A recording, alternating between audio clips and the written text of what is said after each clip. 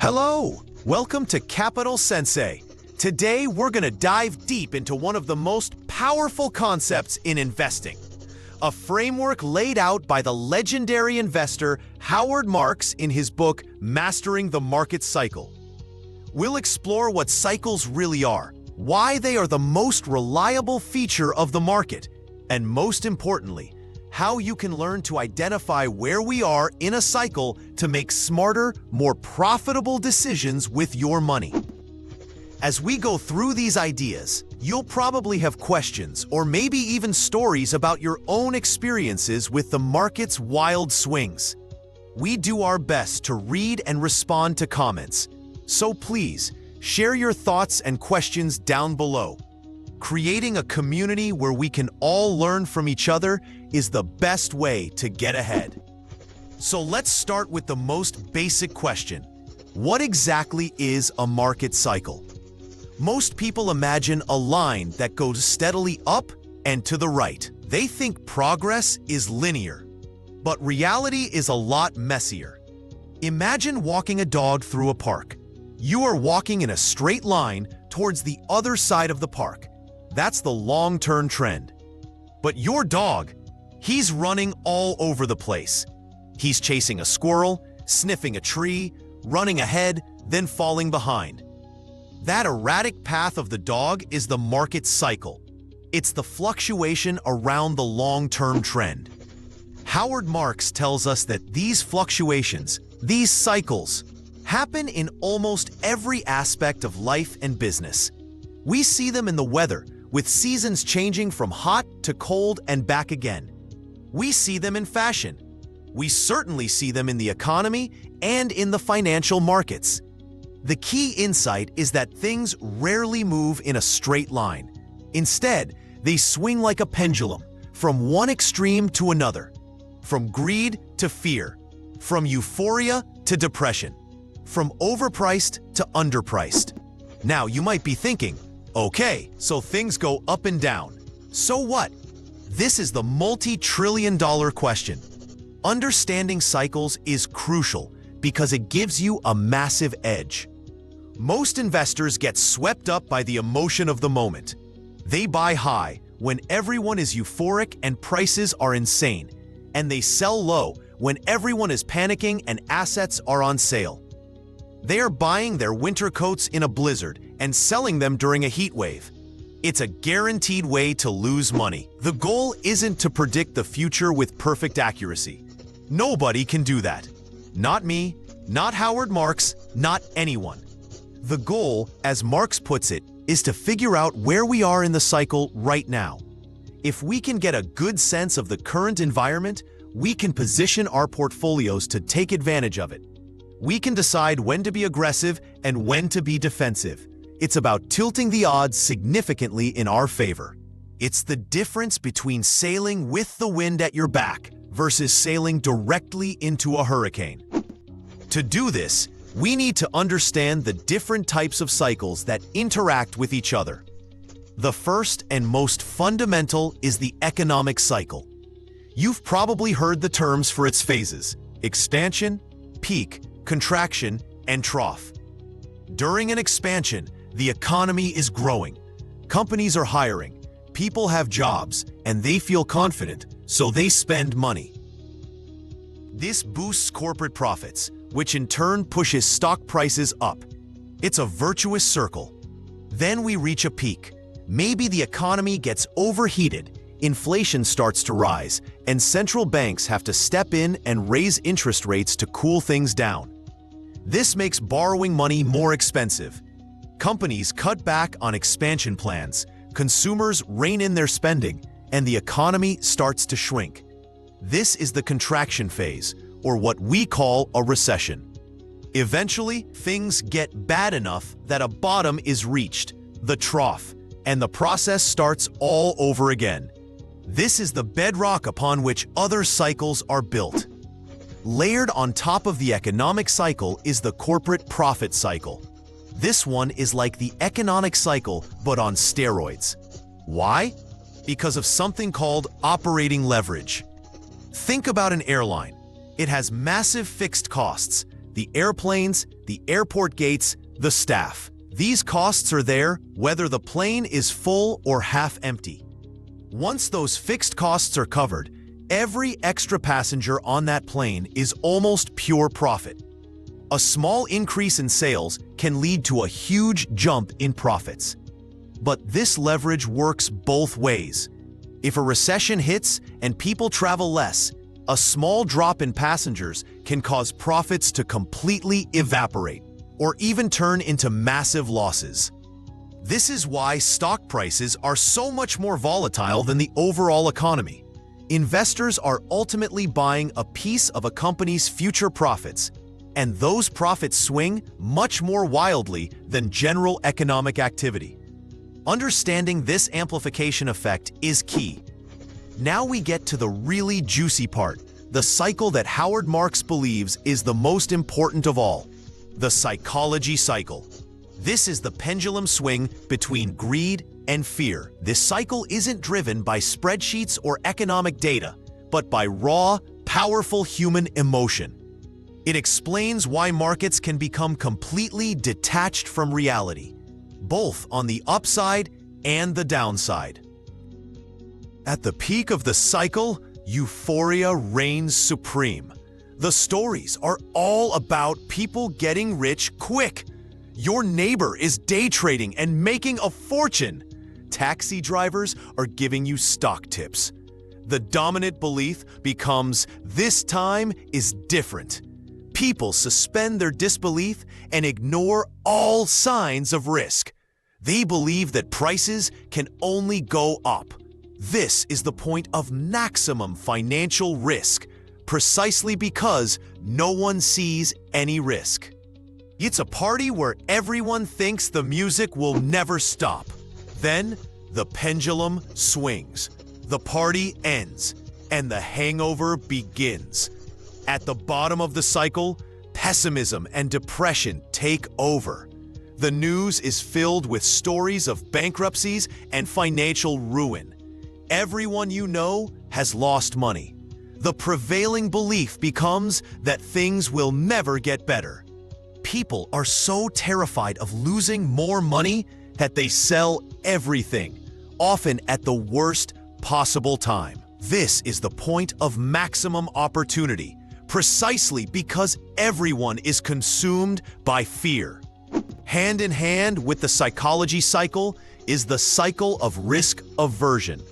This is about how investors feel about taking risks. When things are going well and everyone is euphoric, investors have a very low aversion to risk. They are willing to pay high prices for speculative assets, hoping for even higher returns. They'll pour money into unprofitable tech startups, cryptocurrencies with no clear use case, and low-quality junk bonds. The demand for risky assets is high, so their prices are high. Conversely, when fear grips the market, risk aversion shoots through the roof. Investors don't want to hear about potential returns. They only care about not losing what they have left.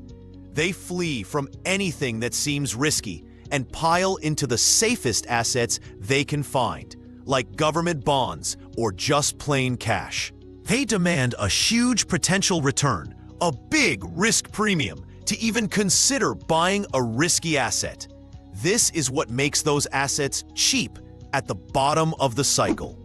So how do you tell where we are in this emotional roller coaster? You have to become a keen observer of sentiment. Listen to the stories people are telling. Are they bragging or are they complaining? Read the headlines. Are they breathless and optimistic or are they full of doom and gloom? When the media starts putting stock market charts on the front page, you're probably getting closer to a top. When they declare the death of equities, you're likely near a bottom. Now, let's talk about the fuel that powers all of these cycles, the credit cycle. Marx calls this the cycle of cycles for a reason. Access to credit or borrowed money is like the oxygen for the economy. When credit is cheap and easy to get, The world feels full of possibilities. Lenders are optimistic, so they lower their standards and are happy to give out loans. This easy money allows companies to invest and expand. It allows private equity firms to buy companies using massive amounts of debt. It allows individuals to buy homes and cars. And it allows investors to use leverage or borrowed money to magnify their bets in the market.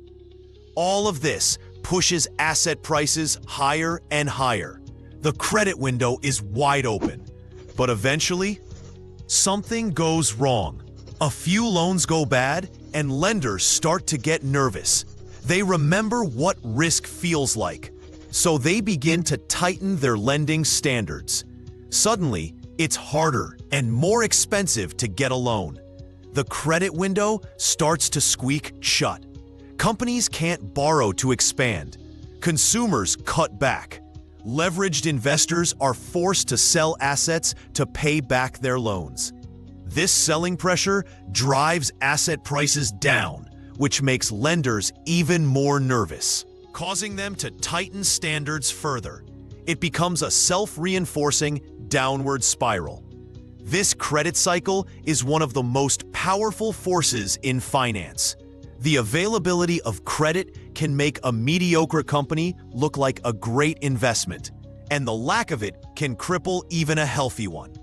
Watching the behavior of lenders, are they eager or are they fearful, is one of the best indicators you have for understanding the overall health of the market environment. So, we have these interlocking cycles: the economy, corporate profits, investor psychology, risk aversion, and credit. They all influence each other. A growing economy boosts profits, which makes investors euphoric and willing to take risks, which encourages banks to lend more freely, which further fuels the economic expansion. It works in reverse too. It's a complex dance, but the patterns are there if you know what to look for.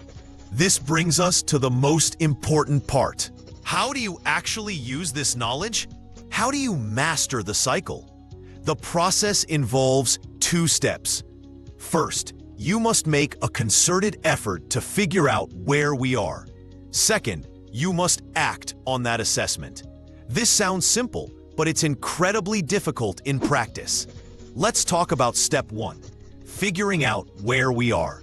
This isn't about finding one single magic indicator. It's about being a detective and gathering clues from all the cycles we've discussed. You need to build a mosaic. Ask yourself a series of questions. What is the current state of the economy? Is unemployment low and are wages rising? That's a sign of a more mature cycle. What are corporate profit margins doing? Are they at record highs? That's often unsustainable. How are valuations? Is the overall stock market's price-to-earnings ratio, or PE ratio, much higher than its historical average? That's a warning sign. Are investors greedy or fearful? Are new, risky types of investments becoming incredibly popular? Think about the dot-com bubble or the recent crypto craze. That's classic late-cycle euphoria. And what about credit? Are lenders advertising no-doc loans and making it easy for anyone to borrow? Or have they tightened up so much that even good companies are struggling to get financing? By looking at all these pieces of evidence together, you can form a reasonable judgment. You won't know the exact date the cycle will turn, but you can get a sense of whether you're standing on solid ground or on thin ice. Let's imagine you've done your homework. You've looked at the economy, valuations, sentiment, and the credit markets. You conclude that we are likely in the later stages of a bull market. The evidence points to high valuations, widespread optimism, and loose credit. Now comes step 2, the hardest part: acting on your assessment. The right move, according to Marx, is to move from being aggressive to being more defensive. This doesn't necessarily mean selling everything and hiding in cash. It's about tilting your portfolio. You might sell some of your most speculative, high-flying stocks and move that money into more stable, high-quality companies. You might reduce your overall exposure to stocks and increase your holdings in bonds or cash. You reduce your use of leverage. In short, you prioritize safety over maximizing further gains. This is emotionally difficult. Your friends might still be making money on risky bets. The headlines are still positive. Everything in your gut will be telling you to stay in the game and keep riding the wave. But your rational assessment of the cycle tells you that the risk of a significant downturn is now much higher than the potential for further reward. This is where discipline comes in. Now let's flip the scenario. Imagine it's a full-blown bear market. The economy is in recession, stock prices have crashed, and the news is relentlessly negative. Everyone is panicking. Your own portfolio is down significantly. Your assessment tells you that we are in the depths of the cycle. Valuations are cheap, pessimism is extreme, and no one wants to own stocks. What does the cycle framework tell you to do? It tells you to get aggressive. It tells you to start buying. This is arguably even harder emotionally than selling near the top. Every fiber of your being is screaming at you to protect what you have left. Buying more seems like madness. It feels like catching a falling knife. But this is precisely when the greatest investment opportunities are born. This is when you can buy wonderful assets at bargain basement prices. This is what Marx calls second-level thinking. First-level thinking is simple and superficial. The outlook for the company is bad. I should sell the stock. Second-level thinking is more complex and deeper. The outlook for the company is bad, but everyone knows that, and the negativity is more than priced into the stock. In fact, it's so cheap that any piece of remotely good news could send it soaring. The risk-reward is now favorable. I should buy. To be a successful investor over the long term, you have to train yourself to be a second-level thinker. You have to be willing to do the opposite of what the crowd is doing. You have to be willing to look wrong in the short term to be right in the long term. This means buying when everyone else is selling, and selling, or at least becoming more cautious, when everyone else is buying. Let's use another analogy. Imagine you're playing poker. A first-level thinker just looks at their own hand. I have a pair of aces. This is a great hand. A second-level thinker considers what the other players at the table have. I have a pair of aces, but the way everyone is betting suggests someone might have a straight or a flush. My great hand might not be the best hand at this table. In investing, you're not just playing your cards, you're playing the other players. Your assessment of where we are in the cycle is your assessment of the other player's emotional state. The beauty of this framework is that it moves you away from the impossible task of prediction and toward the manageable task of observation. You become a student of the present. You're not trying to guess the exact day the market will peak or bottom. Instead, you're trying to gauge the temperature of the room. Is the room hot and euphoric, or is it cold and fearful? Based on that temperature reading, you adjust the thermostat on your own portfolio. When the market is hot, you turn your personal thermostat down, becoming more defensive. When the market is cold, you turn your thermostat up, becoming more aggressive. Over time, this disciplined, counter-cyclical approach can have a profound impact on your investment returns. It helps you avoid the big losses that cripple most investors and allows you to take advantage of the fire sales that the market periodically offers. Of course, There are no guarantees. You can be wrong in your assessment of the cycle. And even if you are right, the cycle can go on for much longer than you think is rational. Markets can remain irrational longer than you can remain solvent, as the old saying goes. That's why Howard Marks advocates for moving incrementally. You don't go from 100% in stocks to 100% in cash overnight. You gradually shift your asset allocation as the evidence mounts. Mastering the market cycle is not a get-rich-quick scheme. It is a philosophy. It's a commitment to being thoughtful, unemotional, and rational in a field dominated by emotion and irrationality. It requires patience, discipline, and the humility to know that you can't predict the future. But by understanding the powerful, recurring patterns that govern market behavior, you can stop being a victim of the cycle and start using it to your advantage. You're no longer just a leaf being blown about by the winds of the market. You are learning to read the weather patterns, and that knowledge gives you the power to navigate your financial journey with far greater skill and confidence.